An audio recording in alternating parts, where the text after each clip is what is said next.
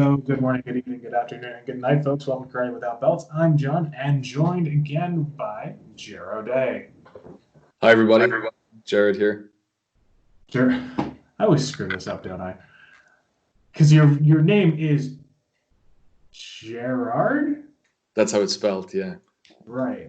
But you always it's like Ger, and someone with an American inflection would be like Ger. Yeah, I have people who mess it up that way too, John. But so yeah, in Ireland where I grew up, I'm called Jared, and the shortened version of that is Ger. Okay. My wife always says it's like saying chair, what you sit on. Anybody who listens to this podcast, they'll be able to greet me the way my best friends do. Say, "Hey, Ger." Not the way you want them to greet you, or Sir Day of the Northern Land. That's it.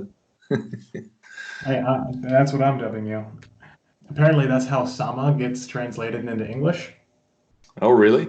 So when I got a gi from Japan, and I had ordered one, and it said Sir John, and I'm like, yeah, about time someone You recognized got my you nobility. got knighted. Yes, me a post, the most Postal. noble of places. A postal knighthood. There you go. It's so good, it's so good. I still have that photo somewhere. Very good. Very good indeed, sir. Well, actually, Jerry's back at my request, in fact. Thank you so much for taking the time to come on. I know you You're kind of welcome. move heaven and earth and a jungle book with three children. That's So, right. It's a conflict management strategy in my house. Who'd like to watch Jungle Book again? They're watching right now. good, good. I mean, there's multiple versions of that, so you could just make them do some sort of exegesis on which one's the best. In the kind of light of recent situations that have been going on, I mean, at the time of this recording, you should be able to kind of piece together what's going on and what has sparked something of a global movement Yep. from a kind of a very small situation that should not have kind of gone to where it went. I think everyone's mostly agreement about that. The thing that we're going to get into today is talking about kind of the stem of situations like this. And I think, correct me if I'm wrong here, but I think Yeah. this is the thing that stems a lot of this, and a lot of what people train in karate and in your profession is about aggression. Yeah. I mean, we talk a lot about conflict, and aggression is one aspect of conflict or one result of conflict. So conflict can just be, talking with your friend about which movie you're going to see, and you want to see one type, and your friend wants to see another. That's conflict. Most of the time, we can work that stuff out. But if somebody gets angry about that difference in needs, then you're into the next phase of that downward spiral, which is anger, aggression, frustration. Yeah, and that's when it gets interesting. That's when you have personal safety issues come into it as well. So No, in terms of that conflict, I mean, it's kind of there's always that sparks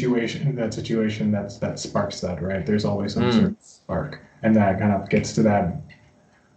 Oh, in your studies of aggression and conflict, is this a rational response or an irrational response?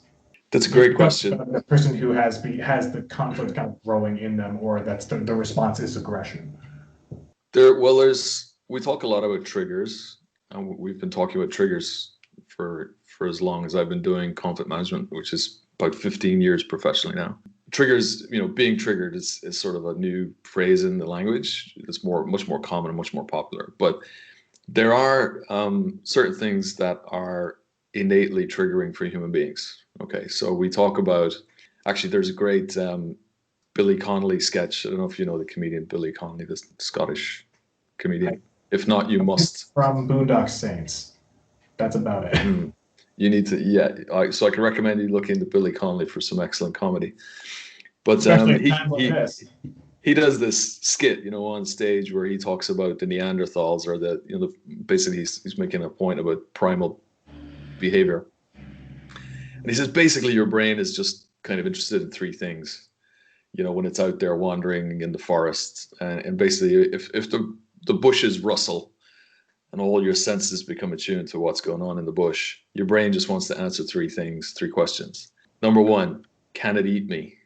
Number two, can I eat it? And number three, can I have some kind of conjugal relations with it? Okay, so he's just describing the primal brain and what it's chiefly concerned with. So basically, can it eat me? Is this thing going to hurt me? And then can I eat it? Can this thing bring me, in that context, benefit or advantage or just calories, right? I mean, when we talk about survival.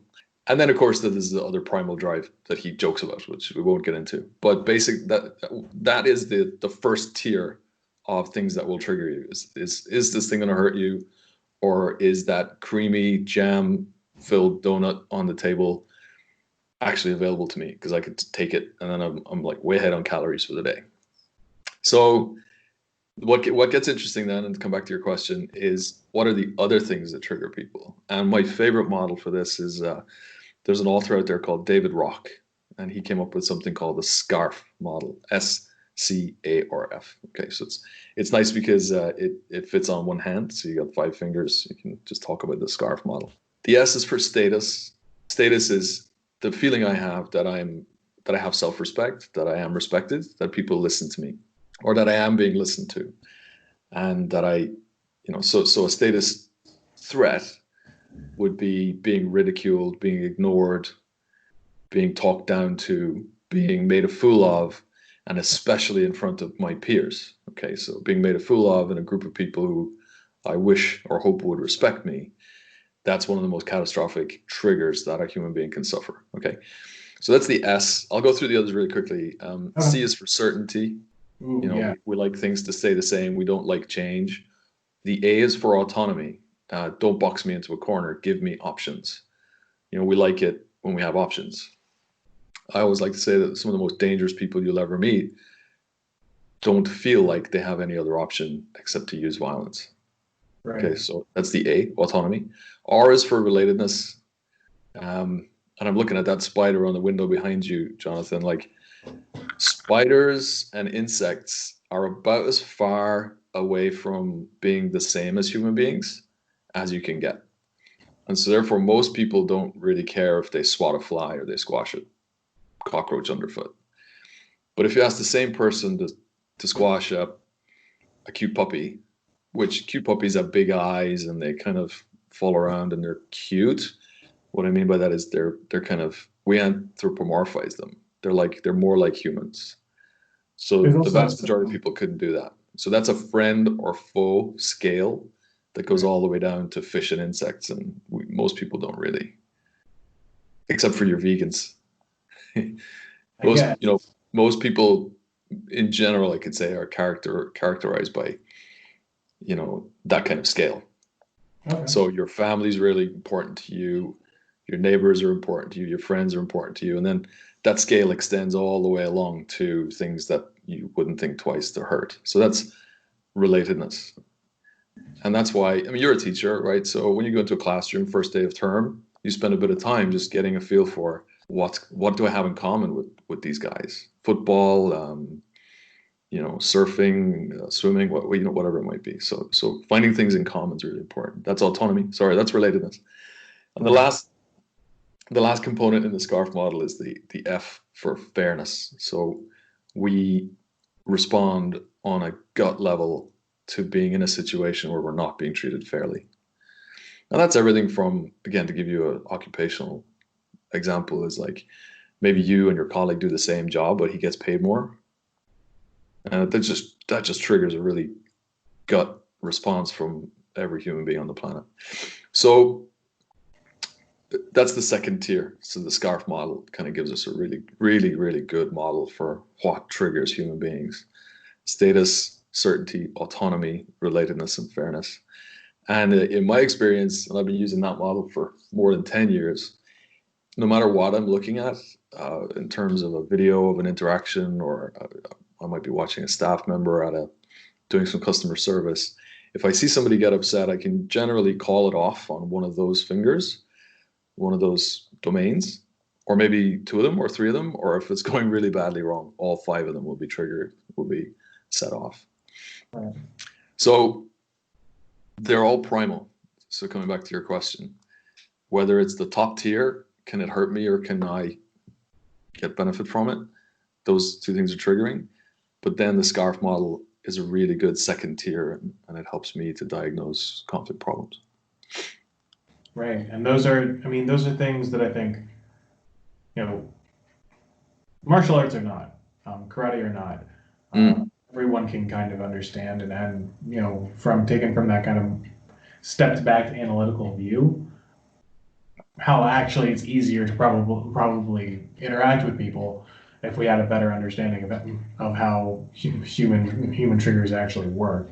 Definitely. Yep. But from a karate perspective, I feel like we almost don't really factor those things in at all when it comes to any sort of training. We don't really look at kind of, I mean, some people do, some people don't, but I mean, majority of the time, really don't. Now we're kind of maybe build on this topic a little more, but no, I'm happy to take it from there, because I think one of the things I like to think about when I think about karate training and other types of Budo is that, and something you said just a moment ago, is like having an awareness of other people's triggers is really key. So when you're in a traditional dojo, let's say, you are taught to be very aware of what's going on. So if a senior comes into the room, everything stops, everybody turns and bows. When you're in some. Yeah. I'm way more relaxed than that, as you probably know. But Right. But I also see the value in this kind of hyper aware training environment. When we line up, we're always taught to be aware of who's standing behind and how far away, who's standing to your right and left and how far away, and the lines have to be neat. And my own nature is not that square, so I kind of look at it and I go, why are we doing it this way? There's the etiquette of the bowing. There's the deference paid to senior members. There's the senpai kohai relationships. There's lots of things there that make you, if you're there long enough, you become aware of the relationships between the human beings. For whether it's a toxic environment or quite a benign one, right, is a different story. And I guess you guys have talked a lot about that on this podcast. But anyway, maybe it's a topic. How much we've actually avoided that topic. But my point is, I think the martial arts training, while not addressing managing conflict, the non-verbal elements and the verbal elements of conflict anyway, rather than the physical elements of conflict or the physical collisions, there's elements of what we do in a traditional dojo which are helpful, I think, for developing people's awareness of other people's triggers. No, and I could talk then about our own triggers. So how we work on our own triggers, because of course the SCARF model, as I just described, applies to, let's say, the other person we're interacting with in a given situation, but it also describes how we might be triggered ourselves. Right.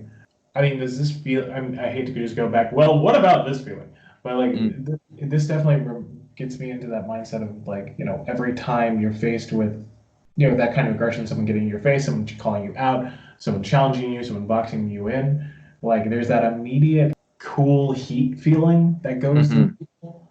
Like, that adrenaline spike just automatically kicks in. Yep. And it's hard to describe, but I think maybe I'm crazy, but some have led me to believe so.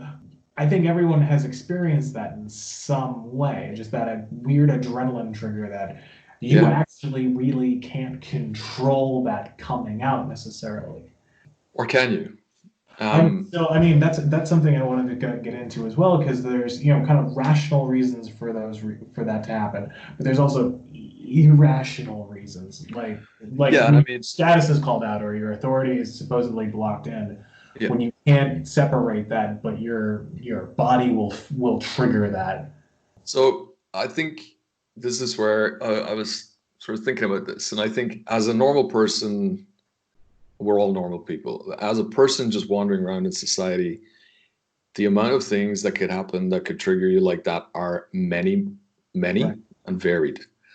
But let's say as a nurse, a security guard, police officer, or a retail sale shop worker, you can predict reasonably well actually what those encounters are going to be. You know, and for that reason, you can predict what kind of encounters you're going to have, and then you can actually, over time and with experience, you can figure out what the things people are going to say to you are that trigger you. So for the and I don't want to be too flippant about this, but for the police officer, one of the things people say to a police officer is, "Hey, I pay your wages. You know, I pay my taxes. You work for me." Right. Right? So that's a fairly predictable. That probably top. It's, I don't know about different parts of the world, but it's probably top 10 in the UK. It could be top 5 things that people could say to you that would trigger you off, that would, you know, give you an adrenaline dump, make you feel like, you know, hurting the other person. Right. And so for that reason, what we always say to people in this part of the program is we sit down for a while and we say, what are the things that, what are your triggers? What are the things that really set you off? And if you name it and you identify it, you put a name on it. That's the I pay your wages guy. And you prepare yourself beforehand. Then when you meet that person in the street, it has way less effect on you because you've identified it. You understand the effect it has on you, and that kind of that cognition that you've done on the problem beforehand helps you respond at much less primal a level. That's pretty well supported by evidence, I think. That's really interesting. I mean, I hate to be that person saying that's really interesting, but I mean that really is interesting, because I can't think how many times I've been in a work environment, or I've been in a lot of different facility capacities in my career. Nobody and hours and hours and hours of quote unquote training for the job. And I can't think of a time anyone has ever actually tried to frame it that way, present it in terms of, that in order to get people ready for what they may or may not experience. And that kind of training, I feel that just applies pretty much everywhere. It pretty much applies everywhere. So you're a teacher in a classroom. Right. Make me, is one of the things. So you say, hey, Jimmy, could you sit over there because it's closer to the such and such? And the kid goes, what are you going to do, make me? Or you'll have examples of your own. You can't make me do that, or something to that effect. And we can actually pre-plan and practice our responses to those moments. And we can actually meet a novice, a new teacher, let's say, going into a classroom, and say, here are the top 5 things that are going to pose you issues in managing your classroom. Or when you meet that difficult student, that one that's resistant. These are the top 5 that we think. And then we can actually, work on the responses that we give those teachers, new teachers, and we can have them practice them. And then I even know a training company in the US that will put an earpiece. If a teacher in a school is having a real hard problem managing a classroom, they'll put an earpiece in their ear and they'll put some CCTV in the classroom, and they'll have like an expert tutor sit in the room next door, listening and watching what's going on and coaching the teacher through how they should manage that class or those individuals. So it's slightly off topic, but the point is, training can really help. I guess that's where we're heading. Training can really help with moderating that primal response that people have to just want to rip somebody's head off. And that also, in a lot of ways, pulls. I don't want to say pulls the punch, because that's really corny. But that takes the it kind of takes the swill out of that feeling, right? When that almost kind of turns off that adrenaline. Yep. That unnecessary feeling. of feeling shocked or taken aback, or adrenaline is you're more educated on this than I am. That's a response that's a fear response. It is, yeah, it's a fear response, and it's a completely different part of your brain takes over. We talk about the chimpanzee getting in the pilot seat. You don't want that happening. Well, You don't want depends on that because pretty good chance the plane's going to crash, right? But and take out a bunch of careers and people with it. So yeah, having that pre-planned and practiced response is just so powerful in protecting organizations and teams and individuals, and we might even say societies, from the poor effects of bad conflict management responses. I just as we're talking, I remember it's a really favorite topic of mine that I've just barely read about. But back in the 1990s, I think, maybe the early 2000s, there was a paper issued in some circles called the Strategic Corporal, and it was a kind of not a doctrine, but it was an idea about how we should train soldiers nowadays, because soldiers nowadays, are going into, if I could say, war zones where lots of the people they meet are not combatants. Most of the people they meet are just citizens of the place that's getting blown up and in the middle of the war, so to speak. And the second component of this is that everybody's got a smartphone and everything can be broadcast immediately. And the strategic corporal idea was that, the person in charge of the company or the person in charge of the brigade or the regiment or whatever is not going to be the person making the decisions about what ends up on CNN at 5 p.m. tonight. The person making the decisions about what ends up on CNN tonight is the corporal in charge of a 3-man squad. And what he decides to do in a given moment, how he responds to somebody in front of him, the kind of almost political decisions he's making have strategic consequences, big consequences, because once it hits CNN, the thing that happened will polarize people.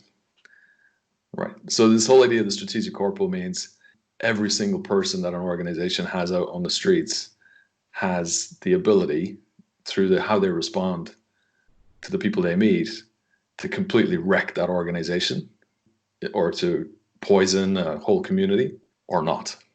And that then becomes a huge responsibility. And how do you make sure people can respond appropriately? You've got to train them. And training people responsibly. We had a little talk about that last time on the podcast about just responsibilities of teachers to their students and how they're teaching techniques. A little plug for the last episode. But how you teach a technique and how you a lot of the time we get the typical the guy's coming at you with a right hook and a left jab, and what are you gonna do, Johnny? No one's ever talked to me that way. This is our new character, the 1920. Well, no, this is a character that's coming back, the 1920s sensei. Can see here, see, he's gonna come out here with a left hook and a right punch. It's pretty much like how most strategy. I think it's the best way to put it. Not just technique, but strategy is taught in dojos, is taught in traditional karate classes. Is that strategy is just guy come punch at you, guy come attack you. What do you do? Yeah, with no context. So my questions there are, who are you, right? So guy comes at you with a punch is different if you're a nurse, a security officer in a supermarket, in a Walmart somewhere, a police officer in the middle of a riot, or a kid in the middle of a school playground. So context then becomes everything. Guy comes at you with a punch, the response is there. It could be different for each one of those people. And I think that's one of the things I thought about talking with you today, because what's missing in terms of context is also the legal repercussions of what you do. And that shapes the response, So here's the thing. Let me jump to restraining somebody. Okay. So I think a question you wanted me to talk about. I studied for several years very intensively a self-defense method. And really it was about stopping that hook punch, that haymaker punch, and then using lots of impact to win the fight. But then along the way, at some point, somebody said, okay, so what if it's your brother-in-law at the family gathering who's had too many beers and he suffers with mental health problems, and he stands up in the middle of family dinner and he says, "That's it, I'm going to do it," and he grabs a carving knife and or he does something else, like he pins your sister to the wall or something, and with all of the relationships intact, how are you going to deal with that? So if it's your brother-in-law and he's just acting out of character for a minute because Right. he's drank too much because he just lost his job and there are all sorts of extenuating circumstances, he's off his meds, He's then are you embarrassing gonna for the family. are you gonna stand in front of them and drill him in the head, you know? And the answer is probably not. So you need to have some kind of less intrusive methods of getting control of that person. And that's where you get into some kind of restraint hold or a grappling maneuver that gets control out of the person without damaging them severely.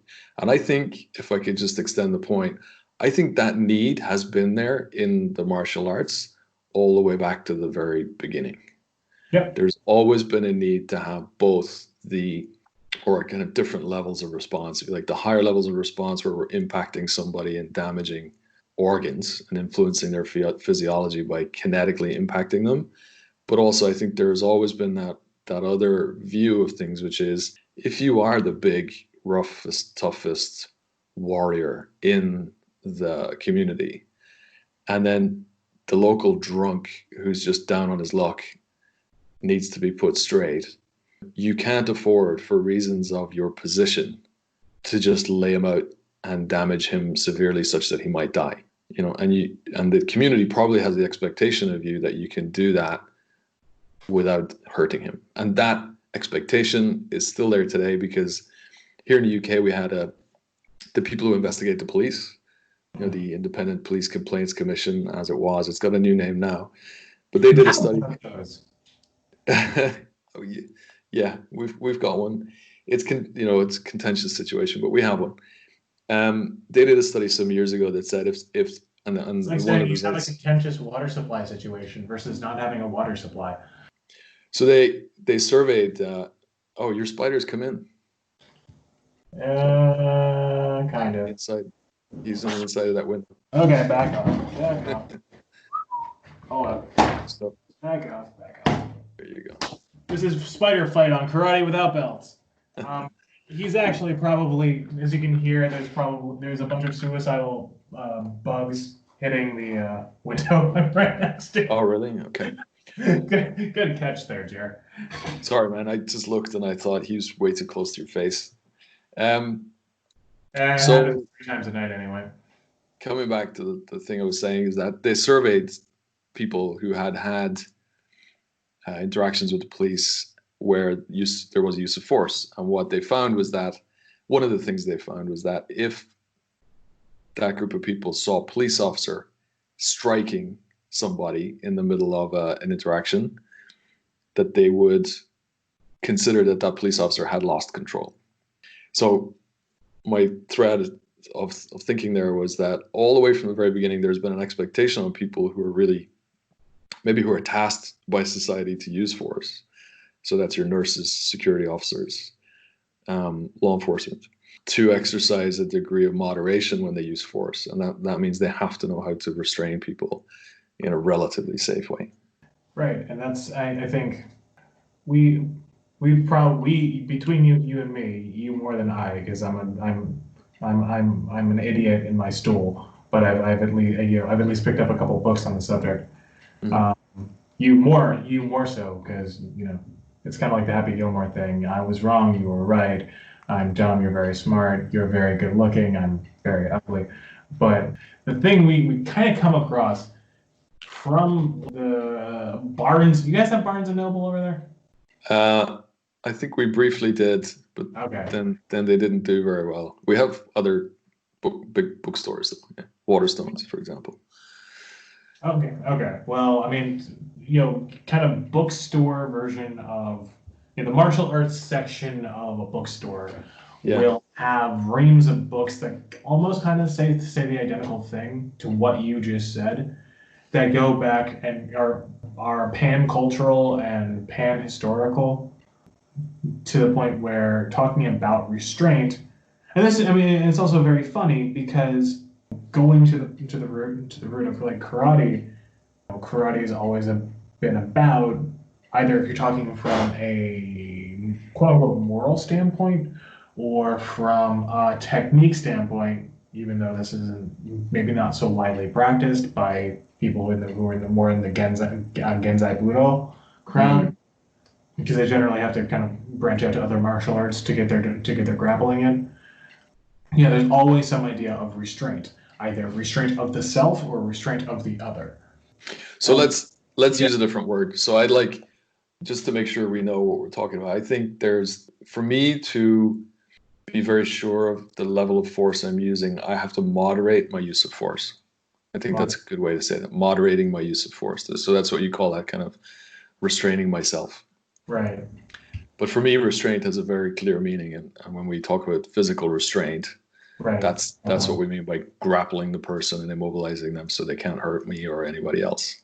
Which does not always mean, some people would listen to this, not always mean ground fighting. Of course. Yeah. Yeah. And it's kind of, they're almost two different things from that perspective. And I think some people, when they hear the word grappling, it becomes a huge... rolling around on the floor. Yeah, which is not what we mean at all.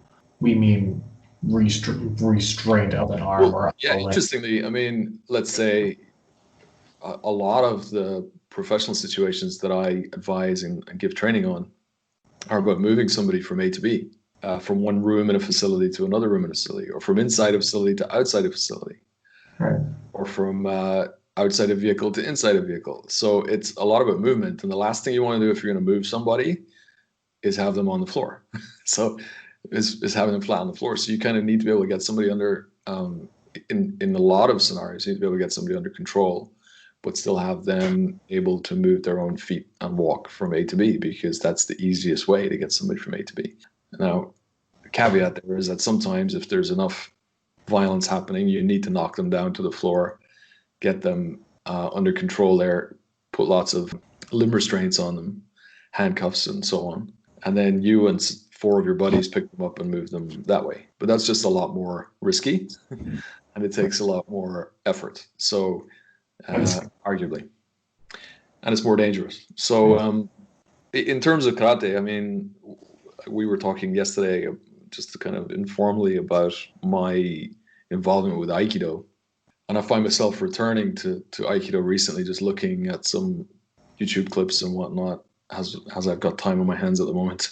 And I'm just becoming really fascinated with the idea that a single person would be so effective in doing the sort of pins that you see in the Aikido practice. But I mean, it's probably a talk for another podcast, another person. But I don't think you're the wrong person for that. No, you're going in the right direction now.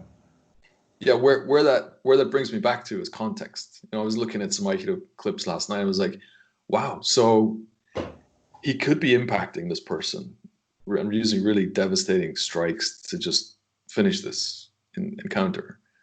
But the sort of tactical imperative in Aikido is to take the limb, pin the person face down, and make sure they stay there. And I just wondered what the context might be, and that's a whole other different thing. But when I then turn my mind to the kind of karate practice that you and I are more familiar with, right, I found myself thinking about context again. And I think context has to do with who the student is who's standing in front of you, and you teach that person, right? So we do have evidence. I read the history. I don't consider myself encyclopedic on it, but we do have evidence of various karate teachers on Okinawa who taught at police colleges or were police officers themselves. And a lot of that had to do with also just college.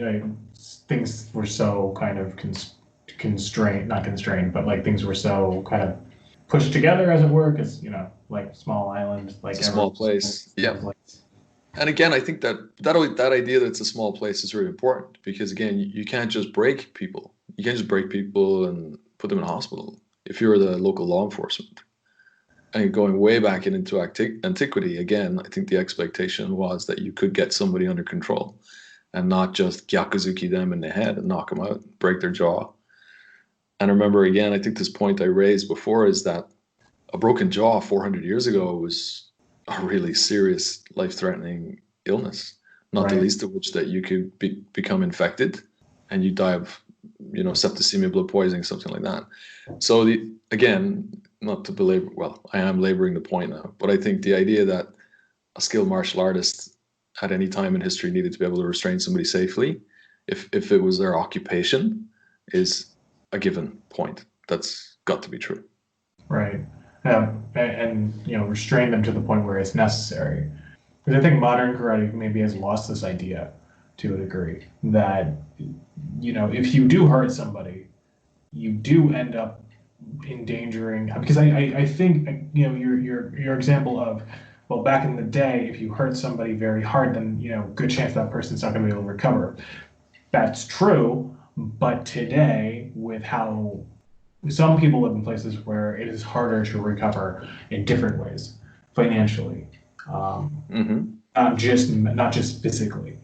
At that time, it was harder to do both. It was much harder to do both, and I think the unwritten consensus, the unspoken consensus on that is that's the reason why excessive force, why complete obliteration of something, the supposedly explode, like 5-point exploding goat heart technique or whatever, it goes into this weird realm of myth. And this is why people don't take karate seriously anymore. But it kind of goes in a different direction. But that when people are training for situations, they don't take these contexts into account. This is also one of the reasons why I've heard a lot of people quit sparring, where they don't know how to contextualize their sparring, so they end up just beating the crap out of each other, and then you got two guys who got to go to work the next day, and then and so how do you? Well, I think we talked a lot about a lot of topics on our last talk, but a lot of it I was trying to explain where we're at in terms of contextualizing training. And I think it can be done in the dojo. It starts with having a beginning and an end to the tactics. So if you're doing one and done type training, that's fine. So you're practicing a particular type of, you receive an attack and then you execute some kind of joint lock or something like that. Then at the beginning of that technique, you should have some context for why it's starting the way it is. This person wants your wallet and you try and step away, so they reach out and grab your wrist so that they can threaten you. So now you've got the wrist grab. Okay. So you just got a little bit of context on the front end. You can even build in some verbals to that. And then I think there's this really important point I want to talk about, which is the end of the technique too. So you should build in some what my mentor Gary Klugowitz at Vistalar, the conflict management company that we're partnered with, he calls closure. So if I take that person's wrist and I execute a wrist attack and they drop to the floor, I then need to figure out how I'm going to end that confrontation. So I take 2 or 3 steps back. I show them my hands, my stop hands, which is a nonverbal signal to say, stay on the floor because I'm leaving now. And I might even say those words. Okay, you can't have my wallet. I'm sorry, it had to go this way today. I'm leaving now. And I slowly back off, and at the appropriate time, I turn around and I walk for the door. And when I did self-defense scenarios with my people, over a 7-year period where we ran, a gym that was just focused on self-defense, that's how every scenario went, every practice, because it had to have context and it had to have closure. So let me just give you an example of what probably really not good training is the classic gyakuzuki to the head of the person you've just thrown on the floor or swept to the floor. Right. Have you seen that? That one where you... Yes, where it's pretty much you get armbar or get, said, was it Kodagaishi or whatever, and you put them on the floor and then kaboom, you punch them in the face. And I guess the assumption is they're going to black out, their head's going to hit the pavement, and you can just walk away. Yeah, with a bit of a spring in your step because you just did the thing you've been training for years to do, right? And if anyone watched our Remo Williams episode, let it fire, throw it behind you with the stick, and just let your opponent blow up behind you. Oh, right. Okay. I have to watch that movie. I saw that you posted something about it recently. I have to go back and watch it. It was a favorite of mine many years ago. But the point is, legally, well, when you throw somebody down, it's no longer necessary to do anything else. So if you throw somebody down and if you're standing and they're lying prostrate on the floor, even for a second or two, it's not automatically excessive, but in most cases it's going to be excessive to then drill them in the head. Or in the body or wherever, or kick them. I've seen a lot of that too. You throw somebody down and then you stamp on them. Yeah, Like, honestly, from a use of force killing point of control view, idea, which I don't quite, I've never quite understood. mm. Again, it's not automatically excessive, and in some scenarios, again, in some contexts, it's going to be okay. But to drill it as as a rote learning, to as we all did. I mean, that's how I was taught to do the takedowns, right? You sweep the leg, the guy goes down, and you punch him in the ground, punch him in the ribs when he gets to the ground. I would kind of advise people to think hard about that, because we want our learners to be making decisions that are lawful and morally right, rather than just acting on instinct. Because in a courtroom, it's going to go badly for that person that you taught to do that, potentially. Right, and it goes back to your point of everyone's got a camera now. Yeah. Oh, sure. Everyone's being watched, but also watching. So they can very easily reframe the whole situation, and it can blow up in your face. And I think this also goes into when we were trained and now, and those aren't the same worlds anymore. How do you think? What's different? Well, what I just said, where it was like people can just take pictures and video and stream at what's ever going on. Maybe not the person who's assailing you or you're defending yourself against, but that person's buddy. But also, it was like CCTV cameras are all over the place, right? Evidence, maybe there's, you're in a blind spot somewhere. Evidence is all over the place. So again, my mentor Garrett Klugowitz says, you've got to look good and you've got to sound good while this is all going on, so that everybody can see that you're good. Looking good and sounding good is very important. So for me, one of the key things, simple things that people can do is start trying to marry up the words with the actions during these self-protection things that they might do. It's not classical. I mean, you never see an Aikido class where they're trying to replicate a street altercation, because their practice format is classical. Right. Everything's done in silence. But if you are teaching self-defense, then it's a different type of class format, I would say. I mean, that's the way I would do it. Maybe keep my shoes on, maybe do it in my regular, no belts, right, John? Just do it in my regular street clothes, and then take it from there. Because we know that there's this thing called state-dependent learning. So there's no guarantee that the techniques that we learn in a culturally different environment with the belts and the gis and the mats and the kamiza and the bowing and the everything really nicely arranged, there's no guarantee that transfers easily to that adrenaline pumping moment, when you're at the ATM, and it's dark, and there's steps and there's street furniture and all this stuff. So I learned a term recently I really liked. There's the idea of near transfer and far transfer of skills.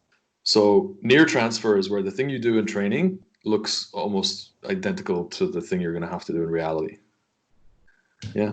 So you teach English in Japan, right? As far as everyone knows, yes. Okay. So something like that, right? So like the best kinds of learning that you'll arrange is that where you actually go to a bar where the bar person. I mean, okay, I used to teach adults in Saitama. We go to ice cream truck.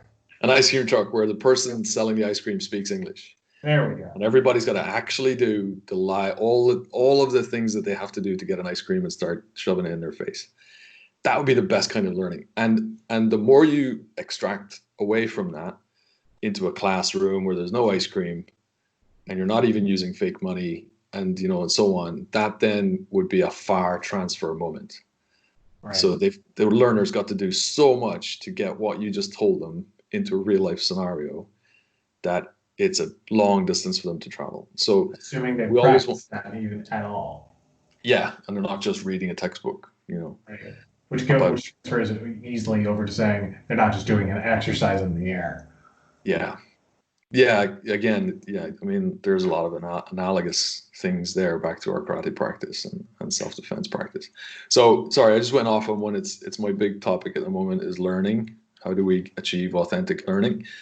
And but it fits perfectly into this, because we have to get to a point where I think, as a karate community, as a karate culture, both people who want to uphold classical karate and uphold good karate, and I think at the base of it, it's the same thing. Mm-hmm. But I think, like, ultimately, it needs to do as it always has done: change, grow, learn. Yeah. I think this is a big part of it. Yeah, I mean, I was intrigued recently. I watched, again, with a lot of the spare time I have, I've ended up in a YouTube rabbit hole where I was watching an old Iaido master teaching or demonstrating the Iaido kata. And it was really interesting. First of all, and this was mind-blowing, he showed the application first and then the solo representation of it. So in Iaido, I don't know anything about Iaido. Somebody can correct me. But like 99% of the practice is that getting that solo representation absolutely pixel perfect. Right. And yet, when this 10th Dan master was filmed explaining his Iaido, he chose to like put 5 guys around him and say, here's what happens when 5 guys comes at you, and he cut them all down, or demonstrated cutting them all down. And then cut them down. Yeah, well, yeah. They all fell over at the appropriate moment, so they didn't get caught. But and then he showed the solo representation. I just thought that was great, because what it showed is that for him, his art's practical and functional, even though 99.9% of it's just happening in his mind. Right. He's visualizing, the functionality of it. So he has a pre-planned and practiced response to being encountered by 5 people, and the first 2 want to take him into custody. I mean, that was one of the scenarios. You can see it quite clearly when he shows it. The 2 guys standing in front of him reach out and grab his arms. The guy behind him, the guy behind him grabs his scabbard, trying to get control of the sword. And then this Iaido kata, which looks pretty funky when you see the solo representation, all of a sudden made perfect sense. So again, it's contextual, it's very functional, and we need to, if we're really trying to get better at all of this, we need to just try and incorporate those bits if we can.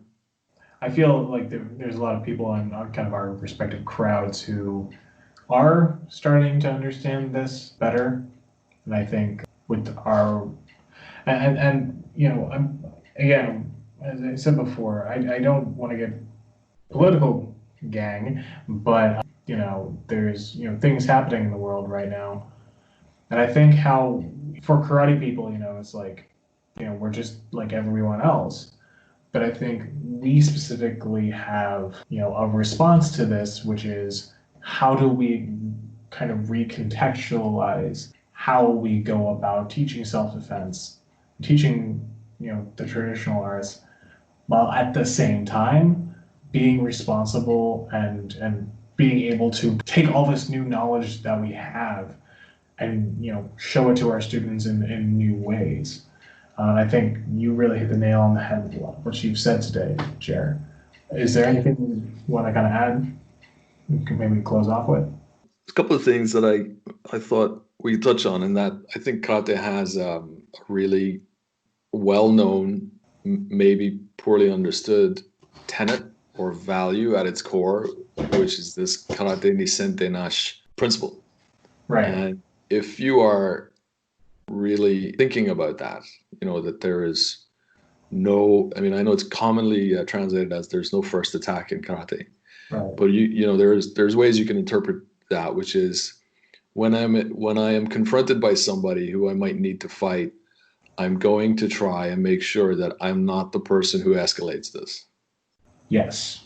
When I'm confronted by somebody who I think I might have to fight, I'm not going to be the one who escalates it. Now, I've never put it in those words before, but again, you just write that down and contemplate it for at the moment while the world is burning, and just extrapolate all kinds of really valuable things, both for your practice and as a kind of values base for how you take things forward. Because if you're a good person, the likelihood is when somebody's getting really upset, and I think the expectation for somebody who's been involved in martial arts for a long time, the expectation is that you will not automatically respond with violence when somebody is threatening you. There's so many of the stories from Okinawa. You can read them in Karate My Way of Life by Funakoshi.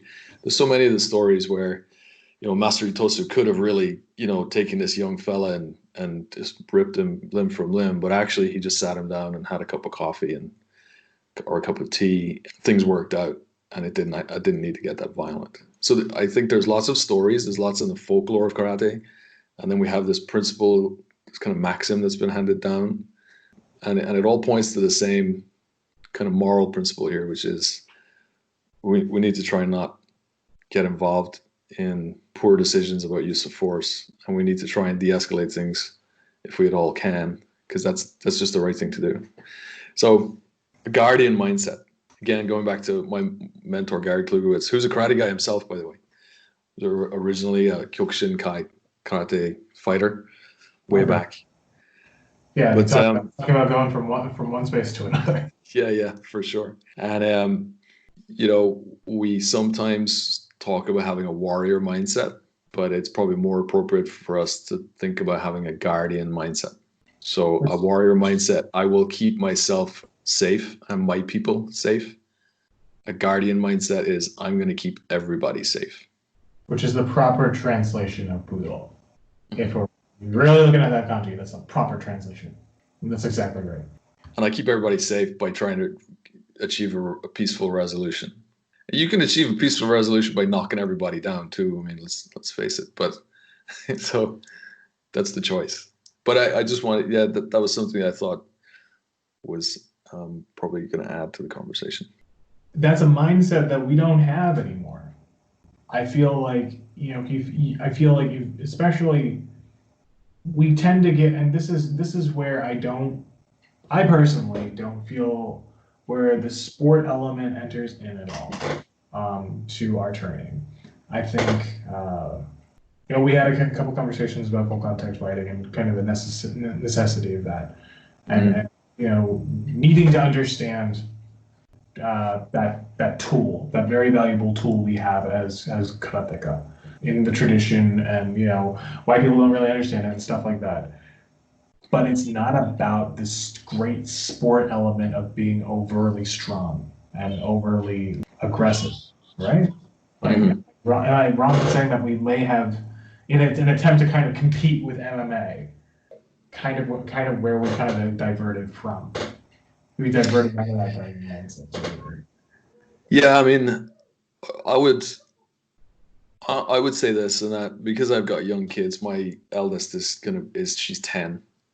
Right. And I can see how getting her involved in sport karate practices now is going to be really good for her for all kinds of reasons. And so I'm not totally against it. I mean, I came up through the kind of sport karate thing when I was about that age, 8, 9, 10, 11, 12. Right. Not necessarily that, but more of kind of like the super aggressive. So the super aggression we tend to see with kind of what's going on more with kind of overly full contact fights, and they don't understand proper sportsmanship, and it's all about I think anywhere where you see it turning toxic, it can turn toxic when you've got a bunch of 10-year-olds. I mean, depending what you're telling them to do, right? It can turn toxic because of their, like that, just at the level of sportsmanship and so on. So you can have a really positive environment where people are doing sports karate, and you can have a really toxic environment where people are doing sports karate, and so that's kind of where I'm at on that. I don't know that sport in and of itself kind of destroyed karate or anything like that. I don't know if I'm even qualified to talk about it, to be honest. But for me, it's not so bad as long as the kids, Right. and overwhelmingly it's children are involved in the sporting aspect of it, I would say, or at least from my perspective. I know that there's like the K1, the kickboxing and all that, but if we're just talking about karate, I think it's perfectly fine for them to be involved in that, especially if it keeps their interest until further on. And I guess my spin that more positive is like, how do you take that and then spin it into that more kind of make sure everyone's safe perspective? Because generally that's always seen as, let's get them in the positive aspect of that is that there can be very good sportsmanship and actually the attempt to break up fights and things like that. There's also kind of that negative downturn of everything's about fight. Everything's about the win and stuff like that. And more how I think is just more like there's a toxicity coming in from something else that maybe karate people want to try to emulate, and it's not in the DNA of. Ultimately, it's not really in the DNA of karate to take that in. There's other toxic parts that are unfortunately kind of in the heritage, but that's neither here nor there. Yeah. I think you're right. I think I could agree with that. Because I've been fortunate, I haven't really seen, any really toxic environments where sport karate's been taught. But it just could just be different. We just might have a different. We don't have a huge full contact scene here in the UK. Never have. It's always been more along the WKF side of things, point sparring, But you're right. I think I'll have a think about it. Let me put it that way. I'll have a think about the connections between conflict resolution and sports karate and how they might be, incompatible. It'd be interesting. It can be, but everything is open to potential, right? That it can be a great tool for good, or it can be a terrible tool for not good. I think you said it really well. Whereas we need to have more of a protect everyone mindset than just protect ourselves or just protect others. Make sure everyone's all right. So cool. Isn't there that principle that says strive for the creation of a peaceful and free world? You might have a better memory for it than I do. By using the character building, morality, and spirituality found in the way of karate. Right. That's the same. It's there. It just kind of gets. It's like reading the catechism. Like just people read it off and they don't really care. For those of you who had to go through that and when you were younger. Yes. So I think hopefully we can start using. Because just thinking about these times is what can we do as people who are representatives of this to do better for our communities? And some people are doing really well. Talking to some of them right now, and hopefully we can talk with them. And I know, Jerry, you were doing really well. I've always been a benefit to your community. So thank you so much, sir, for being on. Anything else you want to kind of cap off with? No, I am all done. I've really enjoyed it, and great questions. Very stimulating questions for me to think about the crossover between my professional life and my karate practice, and it's been great to have this chat with you. Thanks, Jon. Thank you so much, Jer, for being with us, and thanks for everyone for listening. And don't forget to keep training.